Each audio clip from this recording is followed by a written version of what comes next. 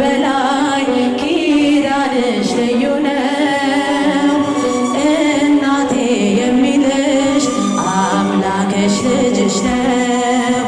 ያለሽ ልዩ ጸጋ ያለሽ ልዩ ክብር የሁሉ እመቤት በሰማይ በምድር አቋሪተ መዓት ምዕራገ ጸሎት ሲነግሩኝ ሰሚ ነሽ